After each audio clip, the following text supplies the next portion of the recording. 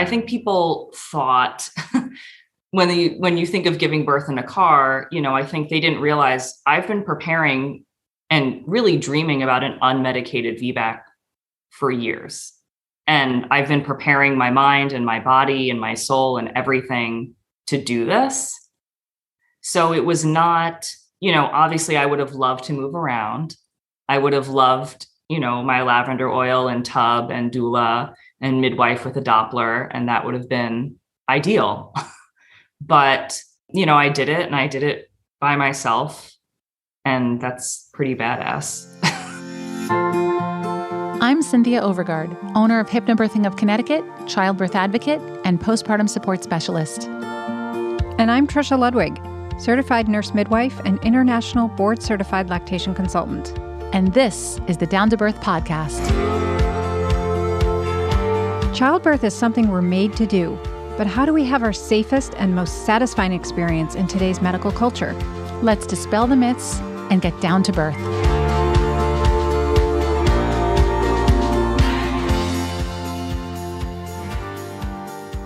Hi, my name is Emily Geller Hardman, and I am an opera singer who lives in Briarcliff Manor in Westchester, New York. I have 2 children, a son, Wesley, who will be 3 in August, and a daughter, Rosemary Claire, who will be 4 weeks tomorrow. And this is the story of my precipitous VBAC car birth. Amazing. Not our first, but it's amazing every time. So tell us first a little bit about your C-section. Yeah. Sure. So I was planning to work with midwives at the Connecticut Birthing Center in Danbury, and I had a doula, and I was all up in the natural birth world community. I listened to a ton of podcasts, read all the books, was avoiding the cascade of intervention type hospital birth. I was really committed to having a unmedicated vaginal birth. And unfortunately, my son ended up being breech, which I was totally down to doing a vaginal breech birth. But unfortunately, near the end, I just ran out of time and I could not find a provider. I was due right around Labor Day, and anyone that I called, either the hospital wouldn't, quote unquote, allow them to do breech birth anymore, or they stopped doing it just altogether. The doctor just stopped doing them. Or the doctor was on vacation, or they only worked 9 to 5 Monday to Friday. So if I gave birth not during business hours, it would be an automatic C-section. It was just like a lot of hurdles. So it was pretty exhausting, and in the end, pretty devastating that I wasn't able to have the birth that I was preparing for.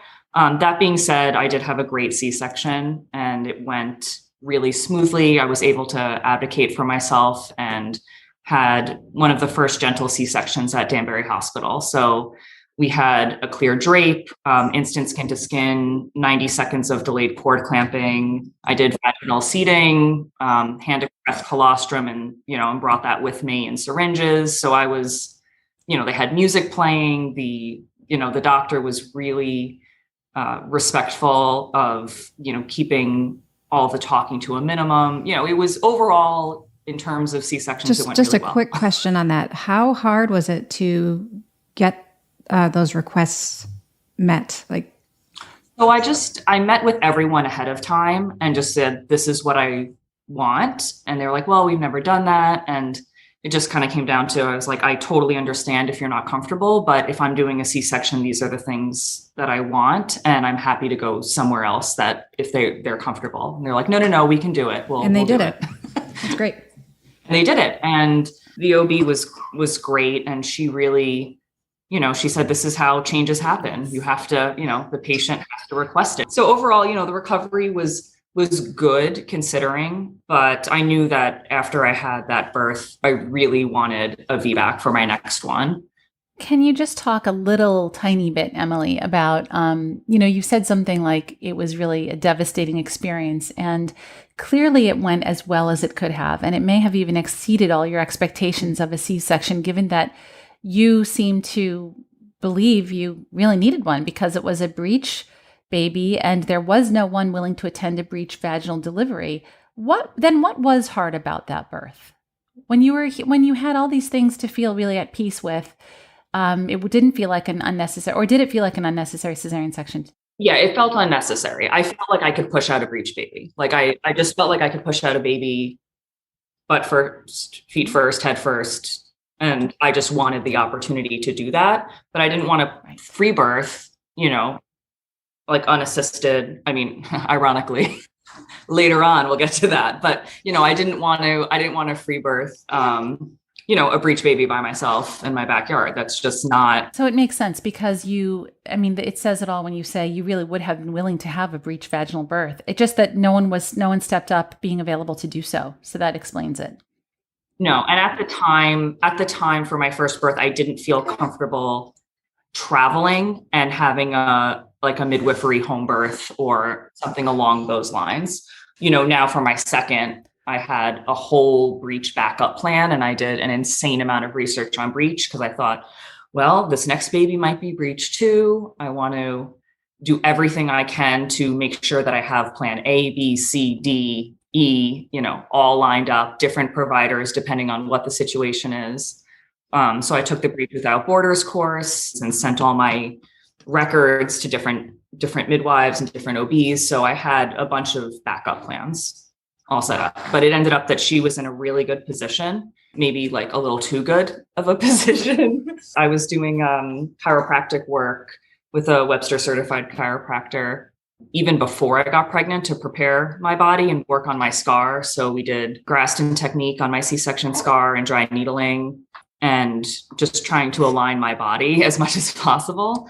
And then I went weekly the entire pregnancy. I was very type A about Were you familiar with the Webster technique in the first pregnancy? Did you do that to try to turn Yes. the breech? Yes. Okay. Yes. Yeah. So yeah, first time in terms of trying to get my son to turn, I did everything under the sun, external version, Webster technique, spinning babies, every name it, acupuncture, whatever it is, I did it. He liked his position. Yeah. So second pregnancy was just a little more rough in general. I just feel like I was bigger, more uncomfortable. But yeah, in terms of preparation, again, just like re-educating myself, a bunch of books I read, mentally processing my last birth, really grieving that and going through that. So going to ICANN meetings, therapy, doing a lot of birth meditations to prepare for this birth and fear release. So I think that was really helpful. And then putting together a supportive team so I was back with the same midwives that I was with the first pregnancy, same doula that I hired first time around that I didn't get to use, either of their services. So yeah, just getting my husband on board, which was not hard. He just did whatever I wanted for this birth. He knew how important it was. Yeah, just preparing for that. Everything went well. Once I found out she was head down, that was a huge relief. That was like the one thing that I was really nervous about. And then I was like, great, now this is just going to be a straightforward VBAC. So I was at a wedding in Pennsylvania. So I'm in Westchester. So it's about 3.5 hours away. And it was my husband Travis's cousin's wedding. I was 37 and 4 days. So at that point, I was having some prodromal labor, but nothing, again, people can have prodromal labor for weeks. So I didn't really think too much of it. Certainly did not think that out of all of the day, we're there for 2 days. And what are the chances that I'm going to go into labor at that point? And even if I was, we're only 3.5 hours from home. What are the chances that I'm going to have a super fast first time labor? At 37 weeks, no less. I just didn't think that that was a thing for me. I knew it was a thing, just not a thing for me. I knew that it's possible. Yeah, I knew it was possible, but I was thinking, I'm going to go post dates. I'm going to have to, decline all of these scans and have all these NSTs. And I think I was just preparing for the quote unquote worst and having to fight for what I want. Even though the midwives were incredibly supportive and, all of that, but I'm still working within a hospital system because I'm a VBAC. I wouldn't be able to give birth at the birthing center. It would have to be at the hospital. So I'm still in their world. So we went to the wedding. It was beautiful. So nice to, after COVID, I mean, we're still in COVID, but, after not seeing so many people for so long, celebrating with family. And we were dancing and a bunch of people came up to me. I was huge at that point. They were like, oh, you're going to dance that baby out. That baby's going to come out. Dancing induces labor, which is funny now. But at the time I was just so swollen and pregnant. And I was kind of over it. Like, let me just dance without people constantly telling me that I'm going to go into labor. Let me just have a fun time with my husband.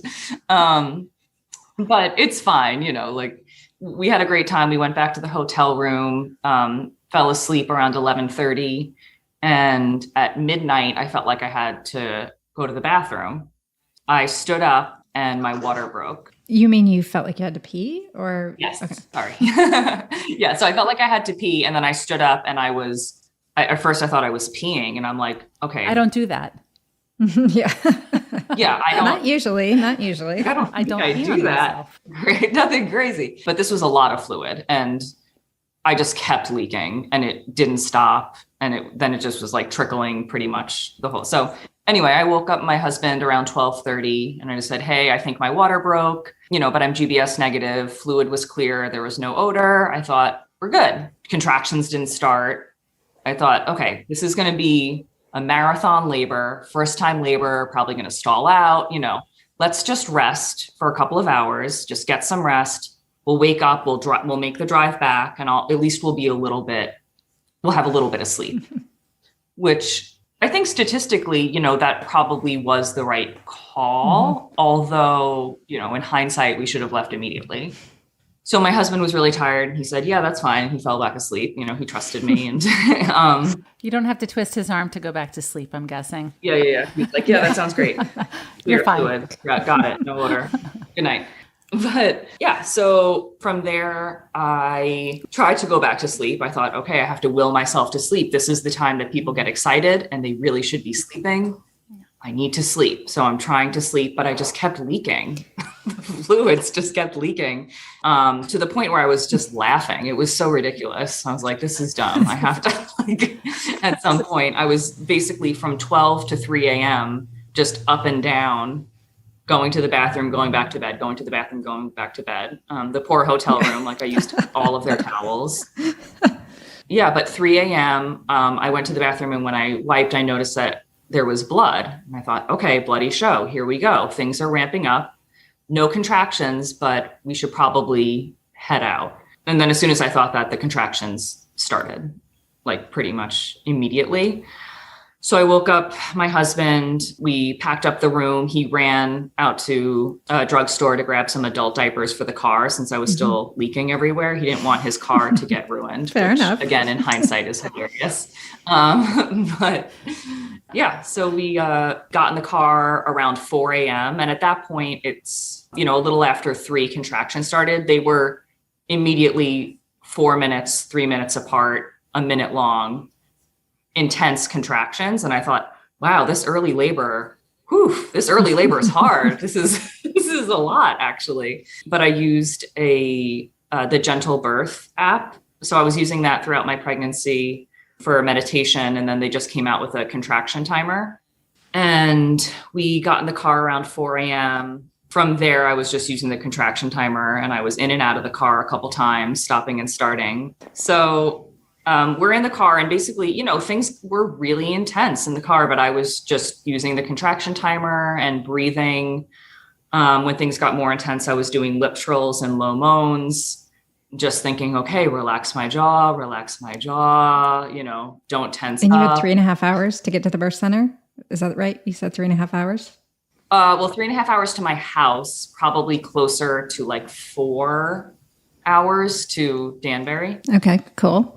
So it was we left at 4 a.m. Contractions started a little after 3. And at this point, I still didn't call the midwives because it was the middle of the night. I didn't want to bother them. And I just thought, well, we're so far away anyway. I don't want to wake them up. I'll wake them up when we're an hour away to just give them a heads up that we're coming in. But I don't want to wake them up in the middle of the night, whatever. We're so polite. I know. I was like, I don't want to bother anyone. Same thing with my doula. I just texted her because I knew that she keeps her texts on silent, but she'll have her phone on if we need to reach her ringer on if I call her. So again, I didn't want to wake her up. I just sent her some text messages, and I just thought when she wakes up, she'll see it, no big deal.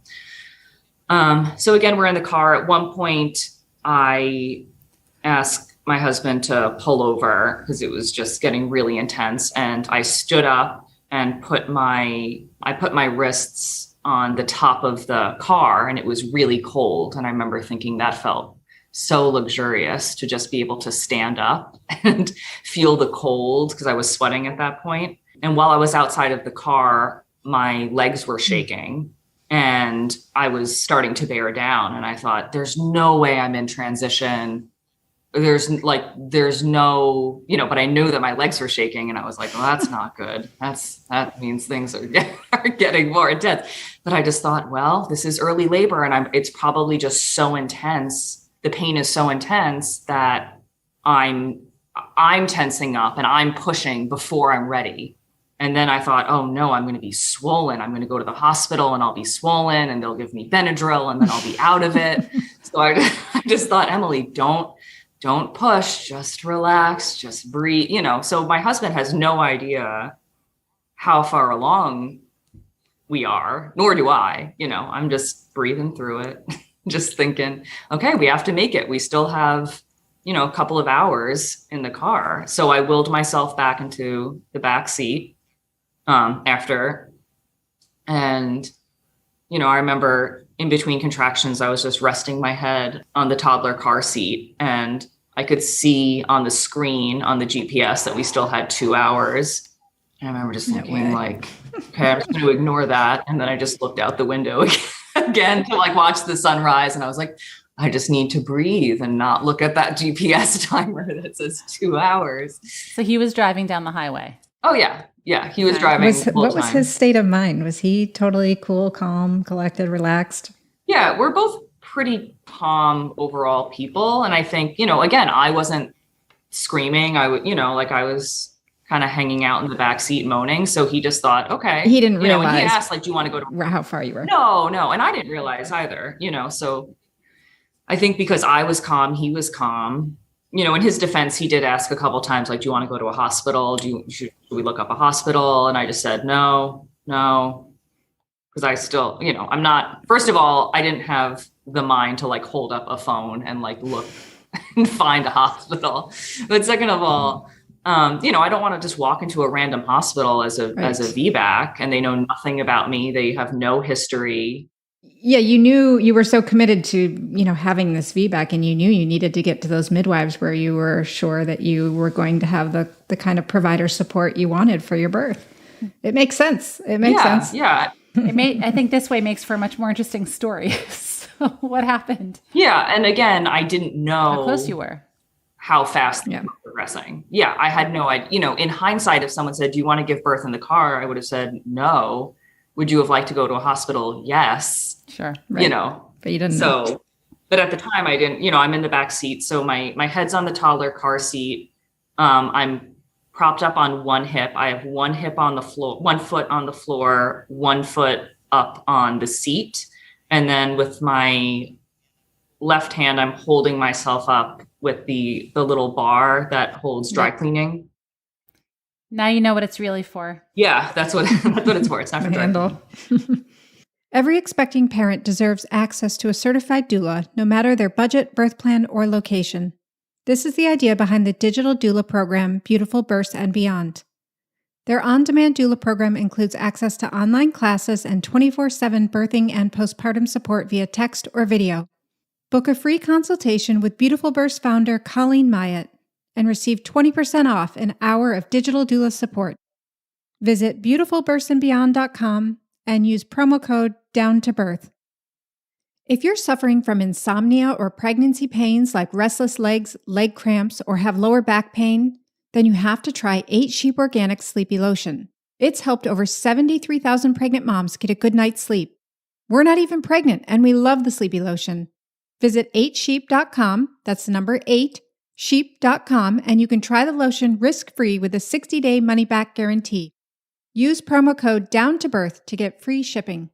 But I was doing that, And I remember thinking, I need to get off my tailbone. I need to make sure that my pelvis is opening. Let me try to lean over on the car seat and I can just drape myself over the car seat and be on all fours. And then my pelvis will really open up and this will be great. But every time I tried to move, I couldn't. Like the contractions were just so strong. They were right on top of each other and I couldn't move. So I just tried to prop myself up on one side. And at some point we called the doula and, again, we didn't know how far along I was, but I said, when we get closer, I'll let you know whether to meet us at home or at the hospital. And she was like, okay, great. I have my phone on me. I'm, ready to go. We did call the midwives at some point. We got a operator and she was going to have a midwife call us back. But at that point I was already bearing down and pushing. And I remember I couldn't really talk, but I was thinking, I hope this operator hears that I'm pushing and that they really call back soon. And things got intense. And I told my husband to pull over and he said, there's nowhere to pull over. It's a death trap. There's no, there's nothing, there's no, what's it called? No shoulder. But did you say death trap is a poor choice of words? It's not exactly what I want to hear. Yeah, there's no shoulder for him to pull off on. And then I reached down and I said, there's a head. Oh my gosh. I felt a head. And he was like, okay, I'm pulling up, Yeah. He immediately just pulled over like wherever he was. So he thought, okay, I'm going to go and deliver the baby. And I don't know if it was like 5 or 10 seconds later, she flew out. Just like one contraction just flew out. And I said, there's a baby. It was just my body just pushed her, expelled her out. I mean, it was like crazy. Just as he had pulled over to the side and the car had stopped. No, he was still like trying to pull over. Like he didn't even stop. Within like 30 seconds. Yeah. I said like pull over. And he was like, no, there's a head, there's a baby. Wow. I mean, it was like fast. And then he, looks behind me, and I'm like, covered in blood and holding this baby. And then I look down and I say, it's a girl, because we didn't know the gender. So you had pulled off your own underwear at some point because you felt it happening. You felt the head. Yeah. I think when we pulled over, I think that was around when I got out of the car for the luxurious standing portion of my labor where I could move for a second. Right. That was around 5:30 a.m. at that point. So I was laboring for about an hour and a half.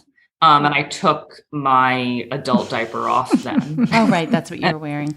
Okay. And then you got back in the car. What time was she born?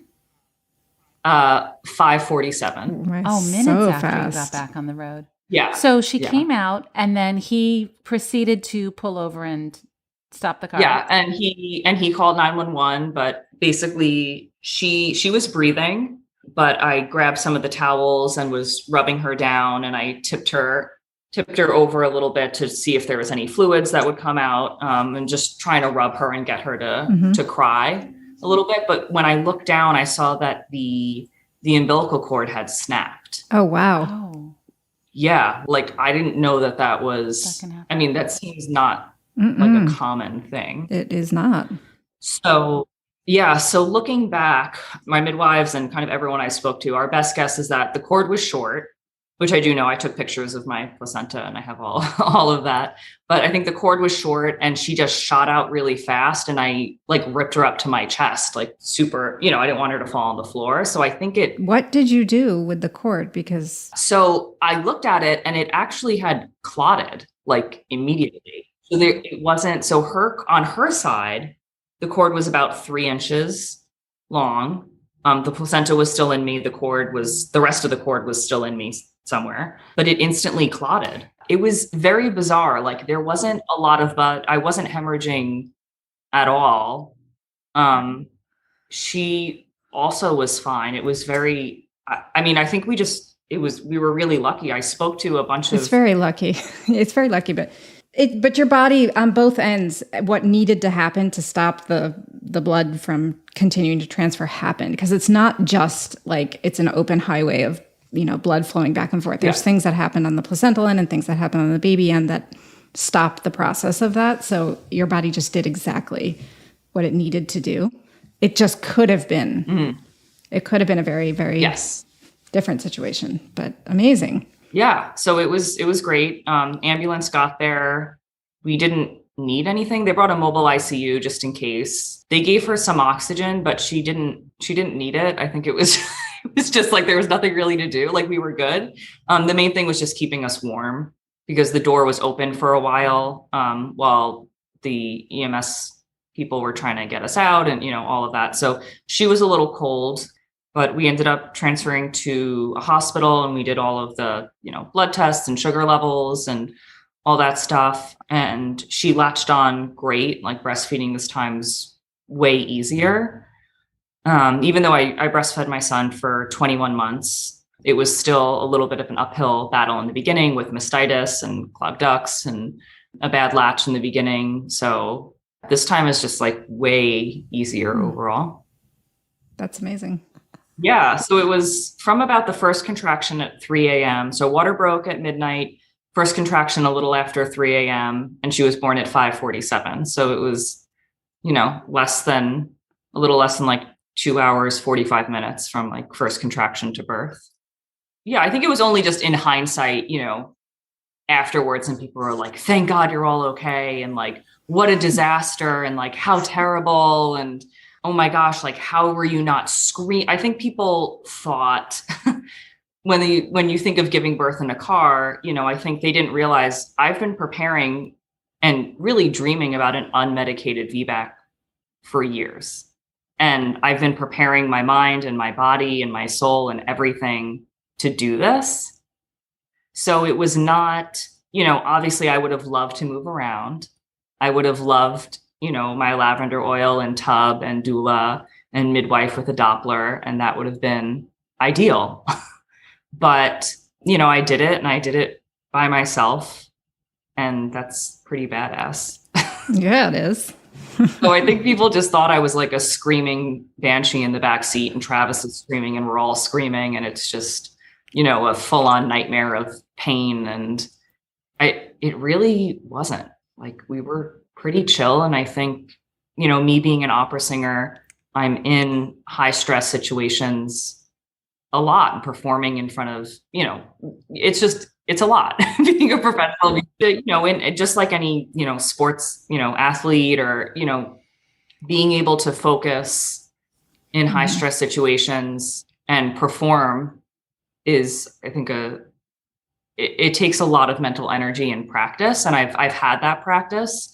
So when things were getting intense, I was able to focus and go back to my breathing. And I was timing my contractions up until 15 minutes before she was born. Like I was just doing it by myself in the back seat. You're clearly really informed. And, I'm guessing even before your first, you were pretty informed. I'm guessing it's your personality to just get really well. Yeah. And it's no surprise to me that when you heard you had to have, or I hate to say had to have, but when you made the choice, given your very limited options to have a C-section the first time around, and you chose not to, say, go to Ina May Gaskin's farm in Tennessee, and you made the choice to have a cesarean section, you clearly rolled up your sleeves and said, all right, I'm going to have the best damn cesarean section I can possibly have now. So do you feel you equally prepared for what postpartum is like? I don't mean the physical recovery. I mean the emotional, the lifestyle, how your relationship is impacted.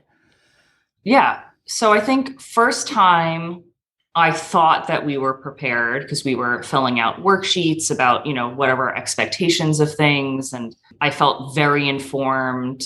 So I felt like we were in a good place. But then after my son was born, I just had a lot of resentment and rage, even though I'm not an active like yeller or screamer, that's not normally how I express things, but I was, I think in hindsight, like pretty passive aggressive. And if my husband went out to do something, I was like, oh, that must be nice. Like, have a great time. I'll be here, with our child.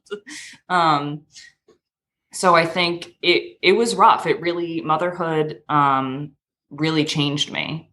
And I wasn't expecting such a substantial rebirth of myself. I just thought, well, if I have postpartum depression or postpartum anxiety or, any kind of issues, like I'll just go and get help. No shame in that. Like I'm, very common. I'll just go and get help. But I was in it so deep and I was so high functioning. I was doing, multiple gigs and auditions and, in the middle of productions of shows that it just like no one thought anything was wrong. I barely thought something was wrong. So it just, it wasn't until about like at least 6 months in that I realized that we needed help. And we started seeing a marriage counselor, and that made like all of the difference for me. And then this time around, before I got pregnant, I started seeing my own therapist. And that was really key, which my husband was, was encouraging me to go see someone. And for a while I was resisting, I've seen therapists in the past, not anything like that, but I just thought like, well, I'll just go to someone when there's a problem. And he's like, okay, but like, maybe you should just go to talk to someone. Why wait for a crisis, right? Yeah. Like why wait for the building to be on fire? Like, let's just, so it was a little preemptive. And I think that's made a huge, huge difference for me to have a space, that's not a mom group or not a postpartum group of any kind, just one-on-one talking to someone, I think has been really huge. And this postpartum has been way different than the first time around. And it's just more relaxed, easier. My husband and I are, in a great place. And, we went out on a date last night and it's just, it's different. So what's your advice, to just summarize based on the questions I had? What advice do you have for women related to birth or postpartum? I would say, you can list a bunch of things to quote unquote do, but I think the main thing is just really finding a supportive provider and listening to a lot of birth stories and knowing that you have a choice in everything that happens. Not with your labor, obviously you don't, you can't control what your body does in situations like that, but you should have informed consent for everything that happens, no matter who your provider is, and really doing your research and making sure that you have a team around you that supports the kind of birth that you want. So even though I ended up not using, my doula in labor or my midwives in labor, I think having that support and knowing that I had that made a real positive impact. So I wasn't panicky and just trying to get some positive vibes in my brain going. And that happened actually after a meeting with my doula when I was in my second trimester, and we were sitting down and talking about my birth plan. And I was just talking about all of the things that I didn't want and how I was going to avoid all of these things in disaster. And she was like, you need to stop thinking about all of the things you don't want and think about what you do want and channel this energy into what you want. And it took me a while to kind of process what she said there, because I just thought, okay, yeah, but like I need to avoid to get what I want. So, but she was right. And I thought, you know what? Yeah, I need to start doing meditations. I need to start getting this positive energy. There's always a duality when we, sometimes we're first more clear on what we don't want. And it can take a while to figure out what we do want because our brains almost are afraid to even go there, But when we go there and we really see what we do want, it's like, am I willing to really expect this, to ask the universe for this? Like, can I really expect a beautiful, happy birth, or is that too much to ask? And I think we get so afraid of being disappointed later if we get too attached, but it's actually really better to just, the way I think about it is just expect and plan for that birth that you want. But my favorite expression that I use with clients is, I want you to feel by the end of this, not only clear on the birth you want, but I want you to feel you can roll with the punches. That's it, because things can come up and it's like, okay, I'm all right here. Okay, now I know what questions to ask. Now I know what options I have. You had a car birth, for God's sake. It's like, if you don't feel trust in yourself and that you can roll with the punches, then you can't get through that feeling safe and calm. And you absolutely did. So what do you attribute that to? Just all the work that you did? Yeah, I think it was, I think in the moment, staying calm was, knowing that there's only one way out. Or I guess two technically, but this like this baby's coming out one way or another, and we're in the car and there's nothing I can do. And panicking and freaking out is only going to make it worse. And I knew that pain, fear cycle, and I didn't want to get into that. So focusing on breathing and just knowing that I had to ride the waves and just let them happen and go through. I just encourage everyone to, be positive and do your research. And I hope that everyone has the birth that they want, no matter which way the baby comes out. If you enjoyed our podcast, please take a moment to leave us a review on Apple Podcasts and share a favorite episode or two. You can follow us on Instagram and Twitter at Down to Birth Show, or contact us and review show notes at downtobirthshow.com. Please remember this information is made available to you for educational and informational purposes only. It is in no way a substitute for medical advice. For our full disclaimer, visit downtobirthshow.com/disclaimer. Thanks for tuning in, and as always, hear everyone and listen to yourself.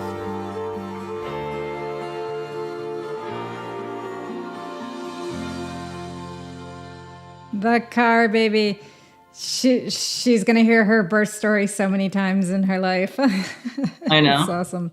Thank you so much for having me, though. I really appreciate it. Great. The stories like this are wonderful for people to hear because it just reinstills in their minds the fact that birth just happens. It just happens. And if you just let it happen, it almost always goes okay.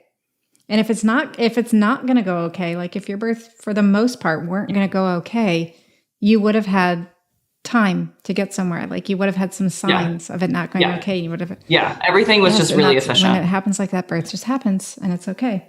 I mean, the only crazy little quirk you had was the cord snap, but still your body did what it was supposed to do and it was okay.